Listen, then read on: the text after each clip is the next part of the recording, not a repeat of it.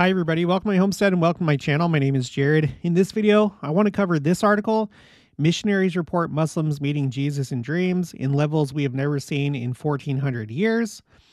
This was sent to me by an email from Daniel Hershey. So thank you, Daniel. We'll go over this. Also want to cover this from The Guardian. European churches say growing flock of Muslim refugees are converting. And then toward the end, I want to clear some of these quotes that I've collected. And I want to go over some of these quotes that have to do with counterfeit, meaning, Satan producing counterfeit, counterfeit options or things that compete with the gospel. So I have a few quotes that have to do with that, which I feel goes well with this topic because you have, I think, some people that really are feeling the spirit, receiving dreams, and they're going in the right direction. And then I think you have people that are going the opposite direction because of Satan's counterfeit solutions and what he offers. And then I've started a new row 29 for energy healing, which I'll cover that at the very end. There's a quote here about energy healing that I want to share with you. So before we get into all of that, here's the update on the Flood the Earth Challenge. We're at 7,228 copies of the Book of Mormon that have been shared. And then 762 people that have joined the challenge. So that's up 4 from the last time that I updated it, or the last day that I updated it. So we're doing really good. Still trying to get to 1,000 as far as the number of people that have participated in the challenge. And we're trying to get to 10,000 with the total number of the copies of the Book of Mormon that have been shared. Okay, so yeah, like I said, got this email from Daniel Hershey. He just posted the link. Now, I want to note right here, I have actually talked about this topic before. I have a playlist called 3 Nephites and John. And let's see, let me do Control F, Dreams. Okay. So in this video that I did a year ago called 6 Important Events Before Second Coming, and Many Muslims Are Having Dreams and Visions of Christ. We talked about it back then because there's been other articles and people in the past that have made this claim. And then we've also talked about the 3 Nephites and John and how it seems that one of the ways that they operate is through dreams. We have stories about that. So I have it all here in this playlist. I'll put the link for the playlist in the description below. But the 2 that are probably the most related to this video that I'm doing right now is this one, 6 Important Events Before the Second Coming, and then this one, Times of the Gentiles, Dreams, Messianic Jews, John, and the 3 Nephites. And I'll pull these 2 videos out, and I'll put their links separately in the description box. And then additionally, I have this short playlist called Dreams, where we talk about all sorts of things having to do with dreams and receiving personal revelation in dreams. And it seems like dreaming is a big way that you can receive personal revelation. So I would encourage you to check this out. This is a really good playlist. Okay, so let's get into this article. I'm not going to read the whole thing, just kind of some of the key parts. Missionaries report Muslims meeting Jesus in dreams in levels we have never seen in 1400 years. This is put out by CBN News. I watch their stuff quite a bit on YouTube because they cover the war in Israel pretty good. So I would encourage you to watch them. Maybe not so much whenever they talk about religious things because, from what I can tell, it seems like they're mostly mainline Protestants. I'm not sure. We should never go to other churches for interpretation of scriptures or things like that. But when they're reporting about things like this, that's not necessarily doctrinally related, I think it's okay to look at what they have to say. So they say 2 Assembly of God missionaries are sharing multiple firsthand testimonies of Muslims coming to the Christian faith after encountering Jesus in their dreams. James Bradford, the lead pastor at Central Assembly in Springfield, Missouri, and missionary Dick Brogden, or whatever, told Assemblies of God News that God is answering the prayers of Christians who are praying for Muslims. Okay, so what is Assemblies of God News? I have never heard of them before. They have this website, AG News. Went to the Wikipedia article for them. And according to this, the Assemblies of God USA, or AG, officially the General Council of the Assemblies of God, is a Pentecostal Christian denomination in the United States. Okay, so that's who it is. According to a lead pastor and a missionary from that church, they are saying this. Okay, they admit any Islamic country is a dangerous place for a Christian, and there are few opportunities for open evangelism, but they report Muslims are meeting Jesus in their dreams and converting to Christianity at an alarming rate. Brajan said, quote, I would even say it's the normal experience. It would be accurate to say that Muslims are responding to Jesus in levels we have never seen, not in 1400 years. I will have to stop right here. I don't doubt his claim that it's common or even normal, but making the claim that it's at levels that we haven't seen in 1400 years, I'm not so sure about that, because how do you know?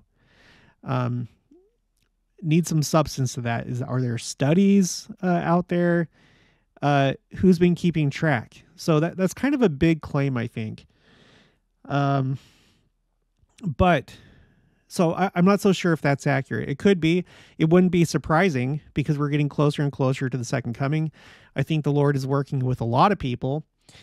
For example, we've talked about the Jews. Let me go to my second coming timeline. I have that pulled up. Where we have this Messianic Jewish movement, which is growing really quickly. It's over here in column M. And the interesting thing about this movement is that it started as the Hebrew Christian movement, and it started just 11 years before the first vision. It started with the London Society for Promoting Christianity Amongst the Jews, which is the approximate beginning of the Hebrew Christian movement in 1809. And then, interestingly, in 1813, we had the first identifiable congregation made up exclusively of Jews who had converted to Christianity, called Beni Abraham, established in the UK. And this was just 7 years before the first vision. So it's interesting, because I'm not sure if we're going to read this today, but I think it was Ezra Taft Benson that said that at the same time that Joseph Smith had been called as a prophet, Satan set up his counterfeit movement of communism around this time. That's like when the philosophy of communism came into being, was around this time. But also around this time, you have the Hebrew Christian movement, which later became known as the Messianic Jewish movement. So I wouldn't be surprised if it's not just, the Jews, but other peoples that have similar things happening. So that's why I think that there could be some credibility to this. I just wish there was better data, and I wish that they would provide that here. But okay, so in levels we have not seen in 1400 years. And I'm assuming he's talking about just Christianity in general, because I don't think the Pentecostal movement goes back 1400 years. Going back 1400 years, we would be, I think, during the time of the Catholic Church being the dominant force. But anyway, all right, continuing with the quote.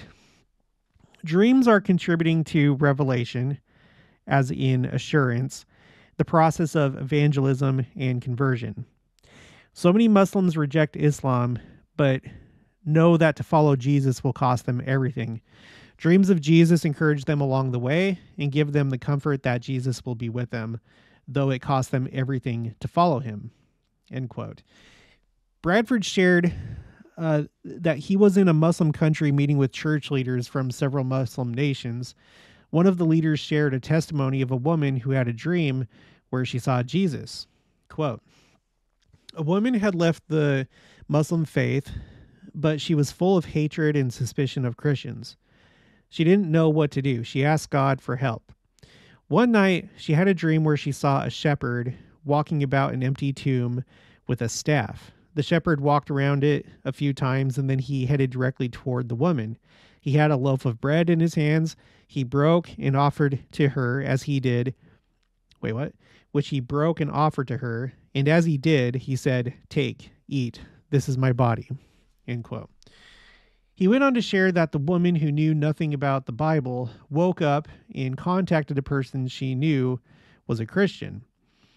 Continuing with the quote, he showed her in the Bible where Jesus had said those very words. The woman accepted Jesus as her Savior and continues to serve him to this day, Bradford said.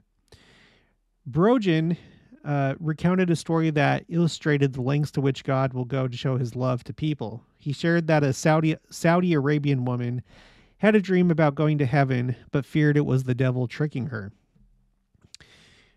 Quote, she prayed, "Jesus, if you are the real God, I want to see you."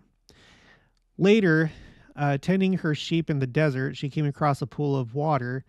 Bending down to drink, she looked into the water and saw in the reflection a massive man standing behind her. He held the shepherd's staff and he was smiling. She whipped around, but there was no one there. She looked again in the water and there was this massive shepherd. Brogan said the woman was terrified and ran home to her sister, who was a believer, and told her that Jesus was, quote unquote, proving he is God. The AG Global worker continued, quote, still doubting, the Saudi woman asked the Lord for one more proof. Her mother was a cripple, bound to her chair, unable to walk. She prayed, "Jesus, if you are real and truly God, heal my mother and let her stand and walk." Immediately, her mother stood up and began to walk around. The sister threw up her hands in surrender and shouted, "Jesus, I believe, I believe." All right, so that's kind of interesting. I wish there was more substance to it, like I said, as far as levels that we've never seen. And then just like, I've talked many times about near-death experiences, how I do believe that many of them are real, that it is a thing that happens. People leave this world. They go into the spirit world. Not fully, because obviously they don't stay, but they're like there temporarily. And then for whatever reason, they come back. Either it's their choice to come back or they're given an option if they want to come back or not. And I wouldn't be surprised if that is true. However, there's a certain portion of near-death experiences that I just don't believe at all. Either because of things that they claim, things that run contrary to what we know is the truth and doctrine of the church. Other ones, it may not go against church doctrine, but you just get the feeling from that person that they're in it for the attention. Maybe they're selling a book, so there's like a monetary benefit to telling their story. So you have to be careful. And the same thing here. Who knows? I wouldn't just take this at face value and say that this woman did have that experience. If she did, then great. It's personal and it's brought her... It's started to bring her in the right direction. And who knows, maybe in the millennium, after having had these things happen, whether it's the woman with the dream or the woman with this vision in the water, hopefully this will have prepped them primarily for the millennium, when we're not going to have the same restrictions that we do now when it comes to missionary work. You can see how maybe the Lord is really preparing the Muslims, especially because right now it's hard to do any missionary work among them, at least in their own countries. And so maybe they are being prepped for when those barriers come down at the second coming. Meanwhile, you do have ones that are currently in Western countries where there are no restrictions, at least not from, the government or society. And that's where we move into this article from The Guardian. European churches say growing flock of Muslim refugees are converting. Now, we've talked about this before. We've talked about the fact, because, in fact, let me show you.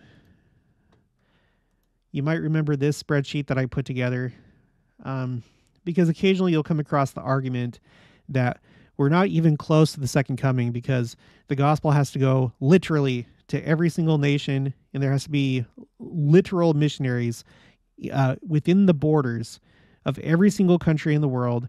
And so we know that we're not close. And there's these countries right here that I have listed where we do not have an official missionary presence. Okay. And they're primarily Muslim countries. There's a couple that are not, like North Korea, and there's a few others, Greenland, but China, but most of them are Muslim countries. However, I inserted this column right here, column B. This is the total amount of people that immigrated from these countries to the United States between 2011 and 2020. And you can see that all these countries have people that have immigrated to the United States. Some of them, there really isn't any data, so that's why some of these are blank. But this is such a limited range, 2011 to 2020. If we look at this entire dispensation from the time of Joseph Smith until now, I'm sure many, many more have immigrated. And this is just to the United States. This doesn't include other countries where we do have a missionary presence. And it's not just the West either. Like, we have missionaries in countries that are not Western countries.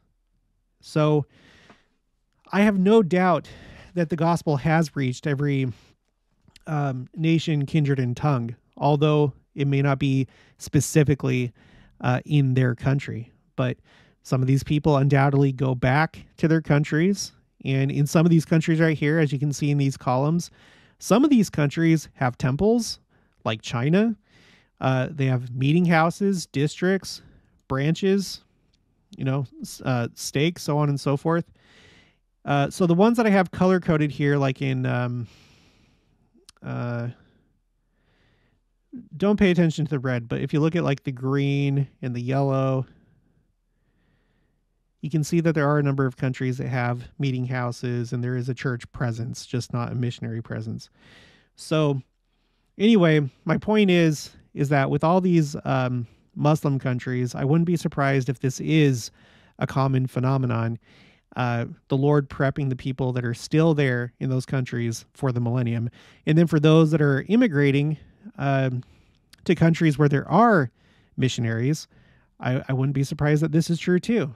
And this is coming from The Guardian. This is not like a religious newspaper or a media company. European churches say growing flock of Muslim refugees are converting. A growing number of Muslim refugees in Europe are converting to Christianity, according to churches, which have conducted mass baptisms in some places. And I wish I knew more about that. Reliable data on conversions is not available, but anecdotal evidence suggests a pattern of rising church attendance by Muslims who have fled conflict, repression, and economic hardship in countries across the Middle East and Central Asia. Complex factors behind the trend include heartfelt faith in a new religion, gratitude to Christian groups offering support during perilous and frightening journeys, and an expectation that conversion may aid asylum applications. Okay, so in that's to be expected. Not everybody joins a church for pure intent. Some of them do, but you always have the wheat and the tares. So that's not really surprising. But the amazing thing is that undoubtedly, if you take all these people that have converted to Christianity, there is a number that will have done it for the right reason. At Trinity Church in the Berlin suburb of Steglitz, the congregation has grown from 150 2 years ago to almost 700. Okay, look at those numbers. 150 only 2 years ago to almost 700. Holy cow. And I think that this is just a little preview of what's about to happen in the millennium. Swollen by Muslim converts, according to Pastor Gottfried Martins. Earlier this year, churches in Berlin and Hamburg reportedly held mass conversions for asylum seekers at municipal swimming pools. There's got to be some articles out there. Now, look, I better clarify because this always goes over the head of some people. I understand that they're not converting to our church, the Church of Jesus Christ of Latter-day Saints. And these Messianic Jews, it's not like they're joining our church. They're part of the Messianic Jewish movement, which seems to me like it's almost like its own like Christian denomination. But even though they're not joining our church, they're taking a step in the right direction. So instead of, in the case of the Jews, instead of not recognizing Christ as the Messiah, well, in the case of the Jews and the Muslims, instead of not recognizing him for who he is, the Messiah, the Son of God, because Muslims don't believe that he was the Son of God, that he was just a great prophet, they are now recognizing those important truths. And they have the rest of their life to make the further progress, whether it's in this mortality, this mortal life while they're alive, or potentially in the spirit world. But they've made a big step in the right direction. So that's why I think that this is important. They're making their way. Okay. The Austrian Catholic Church logged 300 applications for adult baptisms in the first 3 months of 2016, with the Austrian Pastoral Institute estimating 70% of those converting are refugees. At Liverpool's Anglican Cathedral in the UK, a weekly Persian service attracts between 100 and 140 people. Nearly all are migrants from Iran, Afghanistan, and elsewhere in Central Asia. 1 in 4 confirmations conducted by the Bishop of Bradford, Toby Howarth, over the past year were of converts from Islam. Most were Iranian, and most of those were asylum seekers. Mohammed Itadarian, a curate at Liverpool Cathedral and a refugee from Iran who converted to Christianity and was later ordained, said the church was helping people to develop their faith and to apply for refugee status. Quote, "These two are intertwined. Most people apply for asylum on the basis of their religion," he said. So I'm not going to read the rest of the article, but you can see that there are people that are doing it for the right reason, some that are not, but it is happening. It's happening. So I know it's like a big thing when it comes to politics, like, oh gosh, these countries are being flooded with people from other countries. And in some ways that is bad. And in some ways that's not really a good thing. But in other ways it is. So, if it's a problem for you, then get into politics and be a solution to the problem. But at the same time, realize that there is a silver lining to this happening for these people that are now receiving these blessings that were denied them before this point. So it's interesting to think about. And the Lord can do his own work. That's another important thing about this, especially when it comes to dreams. The Lord can do his own work. Even though we don't have missionaries in Iraq, even though we don't have missionaries in Saudi Arabia, they can't keep God out of those countries. They can't keep God out of their dreams. And again, like I said, I would encourage you to watch these 2 videos on my 3 Nephites and John playlist and think about the fact that John in the 3 Nephites, because you wonder, what is it that they've been doing all this time? Well, maybe they're very involved in dreams.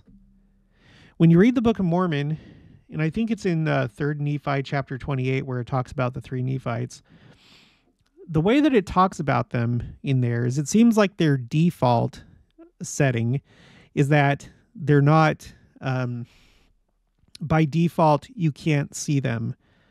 They're hidden. They have to pray to the Father before they are revealed to certain people. So that's kind of interesting. So it may be that they're very involved in dreams. For all we know, that maybe there's this whole doctrine or this whole work where you have these mortal workers, John, the 3 Nephites, and maybe others, and maybe part of their work is dealing with people's dreams. And we don't see them because by default, they're not seen. They're hidden unless they pray to the Father to show themselves to people. So, but there are times where it seems that they literally show themselves to people, as is the case in this one, a strange personage. The three Nephites in Tennessee sent a congregation to Colorado. And this is a case where a congregation in Tennessee, they ended up converting to the church and moved to Colorado. And it was because of this strange personage that showed up one day. And there's other stories. There's the Seneca prophet. That is a very, very, very interesting one that has to do with Native Americans. He was basically the leader of a tribe, and he was deathly sick. And then he started to have dreams/visions of three men that taught him all sorts of things that line up very well with our church, including not drinking alcohol, but other things too. A lot of things that have to do with the importance of family and stuff like that. So interesting stuff. I think there's a lot of things going on that isn't necessarily on our radar if it wasn't for articles like this.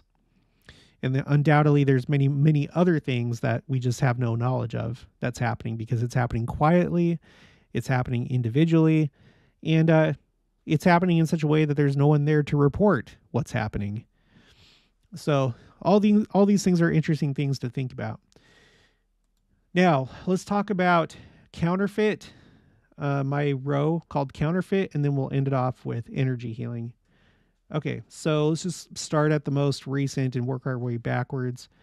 So let me zoom in all the way. This is from President Dallin H. Oaks, October 2018 General Conference. The name of the talk is Truth in the Plan. He says, "Finally, we are beloved children of a Heavenly Father who has taught us that maleness and femaleness, marriage between a man and a woman, and the bearing and nurturing of children are all essential to his great plan of happiness. Our positions on these fundamentals frequently provoke opposition to the church. We consider that inevitable. Opposition is a part of the plan, and Satan's most strenuous opposition is directed at whatever is most important to God's plan. He seeks to destroy God's work. His prime methods are to discredit the Savior in his divine authority, to erase the effects of the atonement of Jesus Christ, to discourage repentance, to counterfeit revelation, and to contradict individual accountability. He also seeks to confuse gender, to distort marriage, and to discourage childbearing, especially by parents who will raise children in truth." So the purpose of his counterfeit work is to draw you away from the covenant path and away from the church. And it doesn't have to be like him attacking the entire thing, just taking an aspect of the church, whether it's marriage, in the case of energy healing, whether it's healing, because a lot of these people, they end up leaving the church because they're already off on strange paths and basically ignoring the true healing through prayer, healing through priesthood blessings, the way that the Lord has taught us that healing takes place. Doctors, priesthood blessings, and then just simply prayer. Some people have very strong faith, and so through prayer, their prayer really has an effect on the healing of a person, but that's what the Lord has revealed. But then there's these counterfeits that go off on these strange paths, and like I said, many of them end up falling away from the church. You know, I've seen it myself, and I'm sure that you have too. All right, moving on. Okay, this is from Elder Ronald A. Rasband, Lest Thou Forget, October 2016 General Conference. He says, "Keep the covenants you have made, regardless of the actions of those around you. Be diligent parents, brothers and sisters, grandparents, aunts, uncles, and friends who strengthen loved ones with a personal testimony and who share spiritual experiences. Remain faithful and steadfast, even if storms of doubt invade your lives through the actions of others. Seek that which will edify and fortify you spiritually. Avoid counterfeit offerings." Okay? Avoid counterfeit offerings of so-called truths, which are so pervasive. And remember to record your feelings of love, joy, peace, long-suffering, gentleness, goodness, faith, meekness, and temperance. Yeah, there's a lot of people trying to pass things off as truth, especially in society today. There's just like so much energy put into advertising and movies and the news and media and just all this stuff, all designed to get you to to condition you to think a certain way. And also, the educational system and stuff like that. It's just don't fall for it. Don't fall for the counterfeit things that they put forth. Okay, next we have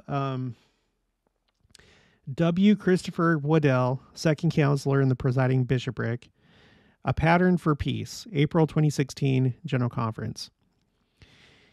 And I also cast my eyes round about and beheld on the other side of the river of water a great and spacious building, and it was filled with people, and they were in the attitude of mocking and pointing their fingers toward those who had come and were partaking of the fruit.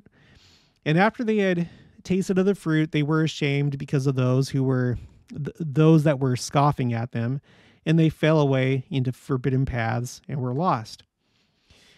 In verse 33, we read of others who had a different response to the scoffing and mocking coming from the building. The prophet Lehi explains that those in the building did point the finger of scorn at me and those that were partaking of the fruit also, but we heeded them not. A key difference between those who were ashamed, fell away, and were lost, and those who did not heed the mocking from the building and stood with the prophet is found in these two phrases. First, after they had tasted, and second, those that were partaking. The first group had arrived at the tree, stood for a time with the prophet, but only tasted the fruit. By not continuing to eat, they allowed the taunting from the building to affect them, drawing them away from the prophet and into forbidden paths, and they were lost. In contrast to those who tasted and wandered off, were those who were found continuously partaking of the fruit. These individuals ignored the commotion from the building, stood by the prophet, and enjoyed the accompanying safety and peace. Our commitment to the Lord and his servants cannot be a part-time commitment. If so, we will leave ourselves vulnerable to those who seek to destroy our peace, and we listen to the Lord through his authorized servants. We stand in holy places and cannot be moved. The adversary offers counterfeit solutions. So here you go. You have the people that come to the church, and then they're not satisfied with it. They're not satisfied with the doctrine of the church, the practices of the church. Sometimes it's not exciting enough. Sometimes it's not fulfilling their, natural man needs. And so they start going off and on strange paths, looking for more, looking beyond the mark. And there was a talk about that in this most recent general conference, looking beyond the mark, where when you look at the church, you're already here, but it just seems boring to you because you're looking for more. You're looking for the secret knowledge or the secret abilities or the hidden understanding. And there's people that just never stop looking into those things. They're just never satisfied. Nothing is exciting enough. Nothing is secret enough. The grass is always greener on the other side. And so for somebody like that, of course, they're not going to stay in place. They're not going to stay in sound doctrine and truth. They're just going to be perpetually wandering and looking for the next thing that makes them feel good or makes them feel special or whatever the case may be. And Satan knows that. And so he's always offering those kind of people, oh, I have the secret thing right here. This is the secret practice. This is the secret knowledge. This is the secret understanding of that scripture. Okay, so the adversary offers counterfeit solutions that may appear to provide answers, but take us even further from the peace that we seek. He offers a mirage that has the appearance of legitimacy and safety, but ultimately, like the great and spacious building, will collapse, destroying all who seek peace within its walls. And how many times have you seen that with different things, whether it's energy healing or whether it's materialism or certain trends or fads or, whatever. How many times have you seen that where something appears good? There's always these arguments that are made like, no, this is actually good. It does this and that. And this is actually right in line with what Christ teaches. For example, with the whole LGBTQ issue, they really keep hitting on the fact that that is love and Christ was about love. Therefore, you should accept the philosophy and the political movement and the agenda of the LGBTQ, movement. And it's not true. It's a counterfeit. It's a counterfeit. Everything that you need can be found here in the church and by following the prophet and listening to the prophet and the apostles and the general authorities. It's all right here. Follow their lead rather than the lead of the world or people that are going off on strange paths. All right, continuing. Truth is found in the simplicity of a primary song. Words of a prophet, keep the commandments. In this there is safety and peace. All right.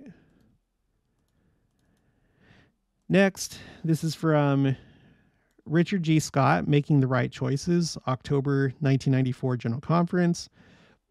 In case you're new to the church, Richard G. Scott was of the Quorum of the 12 Apostles. Sorry, I'm going to fix this really quick. I've decided with my formatting, I'm going to always have it this way, of the Quorum of the 12 Apostles. Okay. Satan would promote counterfeit love, which is really lust. That is driven by hunger to satisfy personal appetite. Protect the one you love by controlling your emotions to the limits set by the Lord. You know how to be clean. We trust you to do it. And that's really short and simple. And that really gets to the bottom of the issue, is that there are limits set by the Lord. But there's people that want to go beyond that. They want to go beyond the mark. They want to go off on things that are not taught in the church, whether it has to do with the second coming, whether it has to do with healing, whether it has to do with marriage, whether it has to do with abortion, whether it has to do with economics, right? And socialism and communism and stuff like that. And people get confused because they fall for counterfeits. These are counterfeit things. They're not of the church. They're not of the Lord. And the Lord has set the limits.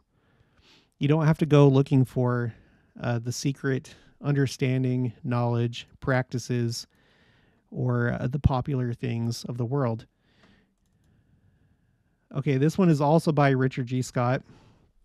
Making the Right Decisions, April 1991 General Conference. I've got to fix this one too. Of the Quorum of the 12 Apostles. Satan will use rationalization to destroy you. That is, he will twist something you know to be wrong so that it appears to be acceptable, and thus progressively lead you to destruction.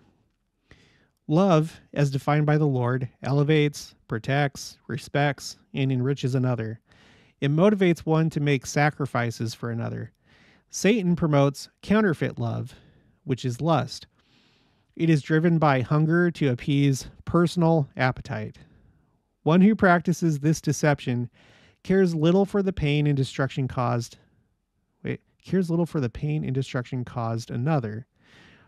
While often camouflaged by flattering words, its motivation is self-gratification. You know how to be clean and live a righteous life. We trust you to do it. The Lord will bless you richly and will help you keep clean and pure. Now, the last one that I have for this topic, counterfeit, it's really long, so I'm not going to read it here. This will probably have to be its own video, and I think I may have actually read this before, or at least part of it in another video. But this is, at the time, Elder Ezra Taft Benson of the Quorum of the 12 Apostles. October 1979 General Conference, Witness and a Warning, where he talks all about communism being a counterfeit and like basically being a counterfeit of the law of consecration and the United Order, and that it has just horrible goals and things that it's trying to achieve, in that it's inspired by Satan himself. Communism is. So I'll read that some other time. And then let's just end it with this. Let's go to energy healing. Okay, this is by this is by M. Russell Ballard. The Trek Continues, October 2017 General Conference. And at this time, he was not president of the Quorum of the 12 Apostles. President Nelson was, so he was in the Quorum of the 12 Apostles when this was said. In some places, too many of our people are looking beyond the mark and seeking secret knowledge in expensive and questionable practices to provide healing and support. Let me stop right here really quick. There's always, when it comes to like things in the church that you disagree with, like when you want to like do these things that are beyond the mark, there's always the justification and then the legal language that comes in where people try and analyze specific, sentences or quotes or words to be like, see this, you have to pay attention to what he says here. And then they build this whole mountain out of a molehill, essentially. And this is what the Pharisees did. The Pharisees would look for loopholes, look for justifications in small passages of scripture or sentences or whatever the case may be. It's pretty clear right here. He's talking about energy healing in all things that are related to energy healing. An official church statement issued 1 year ago states, quote, "We urge church members to be cautious about participating in any group that promises, in exchange for money, miraculous healings or that claims to have special methods for accessing healing power outside of properly ordained priesthood holders." And I don't need this citation right here or this one. Okay. The church handbook counsels, quote, "Members should not use medical or health practices that are ethically or legally questionable. Local leaders should advise members to have health problems. Local leaders should advise members who have health problems to consult with competent professional practitioners who are licensed in the countries where they practice. Brothers and sisters, be wise and aware that such practices may be emotionally appealing, but may ultimately prove to be spiritually and physically harmful." And they definitely are. There's example after example of these people that fall into forbidden paths. And I wouldn't say, like many other things, I wouldn't say that it's energy healing itself or, there's other things out there. Sometimes we look at materialism and it's like, oh, if you become too materialistic, that's not a good thing. It can, it could take you off the covenant path. I don't think that those things by themselves are the root cause of people leaving the covenant path. I think that they are symptoms. I think that people that engage in these kind of practices or anything having to do with sin, it's a symptom of something much deeper that's taking place. It's that thing that's inside of them that's driving them to engage or look for things like this. So I think, I don't know. I think that it attracts a certain type of people. Maybe they're emotionally damaged. Maybe they're psychologically damaged. Maybe there's other things going on. Maybe it's Satan that's inspiring some of them, which I wouldn't doubt. But whatever the case, it's just one of those things that you want to avoid. You want to avoid the very appearance of evil. You want to avoid the very appearance of evil the best that you can. And this is one of those things. So I really like this very first part. In some places, too many of our people are looking beyond the mark, meaning that we have doctors, and in the church, we have priesthood holders that can give priesthood blessings. And then on top of that, you can simply pray. And many times that's effective. And there are some people that have the gift of faith through prayer to heal people. But then when you go beyond that, you're going beyond the mark. You're getting into the secret knowledge and accessing the secret healing power that it's not good. It's not good, but that's going to be it. That's going to be it for this one. If you haven't already, please make sure to subscribe, like this video if you liked it, leave your thoughts and opinions down in the comments below. Also make sure to share it, and I'll talk to you guys later.